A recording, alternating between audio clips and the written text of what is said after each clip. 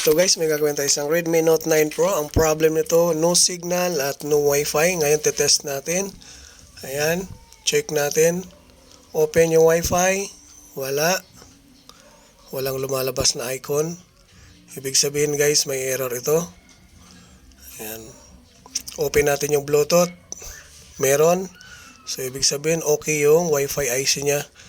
Ang problem nito guys ay papakita ko sa inyo guys yung gagawin natin. Babakbakin natin dito yung pinaka CPU dahil ang error pag ganun na error laging nagkakaroon ng problem ay yung CPU. Ayan. Kasi pag open natin, kaya kung sira yung Wi-Fi IC tsaka yung Bluetooth, once nasira yung Wi-Fi IC, dapat hindi magbubukas yung Bluetooth. So meaning, ang inopen natin kanina, lumalabas ay yung Wi-Fi hindi nag-o-open pero yung Bluetooth nagbukas, naka-search ng signal. So ibig sabihin buo yung Wi-Fi IC pag ganun. Hindi natin gagalawin yung pinaka Wi-Fi IC niya. Ang sa system nito, yung sa CPU ang error dahil yung CPU ay nag-corrupt. Ayan, babakbakin natin guys, corrupted yung CPU nito kaya yun ang i-re-reball natin para bumalik yung signal at saka yung Wi-Fi. Kasi pag ganun, mga overheated pag mga ganito guys. Ayan. So iingatan na lang natin to dahil yung unit ay buhay, hindi lang nag-o-open yung Wi-Fi. So yun yung pinaka-error niya. Walang ibang option kundi i-reball natin yung pinaka CPU para bumalik yung connection ng Wi-Fi. Ayan. Medyo masilan lang ito guys dahil napakanipis ng CPU kaya dadahan-dahanin lang natin para hindi natin madisgrasya yung CPU niya. Gagamit tayo ng 350 degrees na init. Tapos 25 yung temperature ng hangin. Yung hangin ng gagamitin natin is 25 lang. Ayan. Ayan. Yung nozzle na gamit ko dito ay yung malaki. Yung number 10. Ayan ang pinang babakbak natin para yung flow ng init ay hindi siya talaga persado. Baga dahan-dahan lang ilalabas yung buga ng init. Hindi makakasira ng CPU. So yun yung pinaka sekreto lang natin dito guys. Ayan. Kailangan matanggal muna natin yung mga glue. Yung pinaka glue sa gilid, kailangan matanggal. Kung iisipin mo ay bakit CPU ang ginawa natin, samantala ang sira ay Wi-Fi. Ang problema kasi doon sa inopen natin, ang Bluetooth nag-open siya guys. Kung sira yung Wi-Fi IC at binuksan mo yung inopen mo yung Wi-Fi, hindi gumana, tapos inopen mo yung Bluetooth, hindi rin gumana, ibig sabihin guys, Wi-Fi IC ang papalitan natin o Wi-Fi IC lang ang i-re-reball natin. O maaring sira yung Wi-Fi IC pag ganun.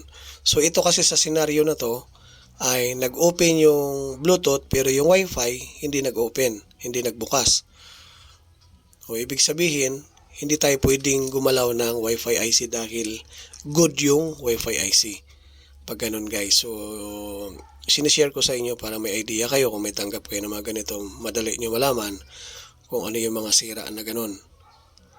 Hindi na kayo may hirapan kung ano yung mga ginagawa natin. Pagka pinakasekreto lang ito guys talaga ng mga gawa. Sinishare ko lagi para makatulong sa mga kapwa natin technician.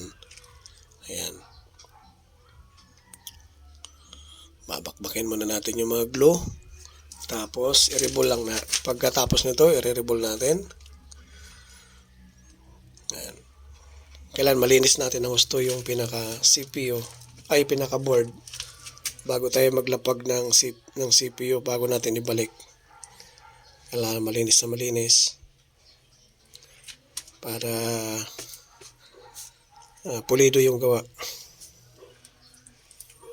Ayan. Matagal lang dito guys yung magbakbak, magtanggal ng mga ganito dahil masilan talaga siya. Medyo dito tayo natatagalan. Yan. Pero kagandahan ng CPU na to, hindi siya patong, hindi magkapatong. Isang seat lang talaga siya. Yung mga Poco F3 kasi, Poco F3 pa mga 10T Pro yan, magkapatong yan. So ito single lang yung CPU niya kaya madali lang natin ma-rebol kasi isang rebulan lang lalapag na natin. Hindi siya ganun katrabaho. Ang kailangan lang talaga natin dito ingatan kasi buhay yung unit. Once na mali yung ginawa ko dito, ang mangyayari patay itong unit na to. So yun yung mga lagi natin sinishare na anong gamit kong temperature ay 350 lang. So sa mga nagtatanong, pag mga CPU 350 lang talaga ako na init na ginagamit, tapos 25 yung hangin. Ayan. Nakadepende yan guys sa mga kung maninipis kasi na CPU yan ang ginagamit ko. Kailangan masilan tayo sa mga ganung bagay. Hindi natin pwedeng pwersahin yung CPU na lakasan natin ng init kasi maaaring madidisgrasya yung CPU. Imbis na magawa natin, lalong masira pag ganun. Kaya ang ginagawa natin, doble ingat. Ito guys, manipis lang ilalagay natin dito. Para yung IC, hindi gagalaw.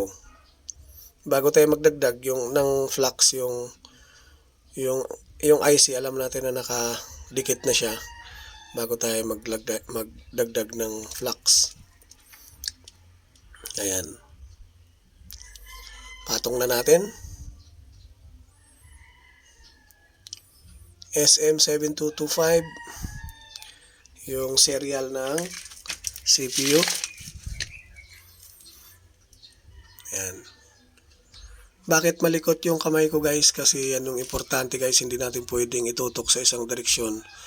Pag tinutok kasi natin yung hot air sa isang direksyon, may chance na masira yung CPU. Yan yung mga ginagawa natin. Kailangan malikot yung kamay. Kung saan pumupunta. Ayan. Mabilis dapat yung galaw ng kamay mo guys kasi delikado lang kasi kung itutok mo isang direksyon, tutunog yan. Pag tumunog yan, pag wala na. Patay na yan guys. Wala na, hindi na magagamit yung CPU. Ayan. Ay, mga importante dito guys na mga iniingatan sa paglapag, kailangan hindi pwedeng kamay mo dito na mabagal. Ayan, tatry na natin guys. Dito natin malalaman kung magpa-power to. Pag nag-power to, good yung ginawa natin. Pero pag hindi to nag-power, sablay yung ginawa ko. Ayan. Ang sira ay walang SIM card, hindi gumagana yung SIM card at hindi naman nag-open yung Wi-Fi. So, I hope na mapagana natin yung yung Wi-Fi. Kung bago kayo sa channel ko guys, huwag kalimutan mag-subscribe at laging i-follow ang aking Facebook page para lagi kayo ma-update sa mga bagong upload natin. Ayan, open. Ayan, nagbukas. Ayan guys, nagbukas yung Wi-Fi. So, ibig sabihin good. Ayos. So, SIM card, tingnan natin kung magkakaroon ng signal.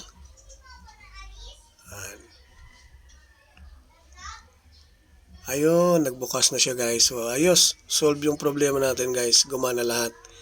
Ayan, see you in the next video guys. Maraming salamat. Thank you.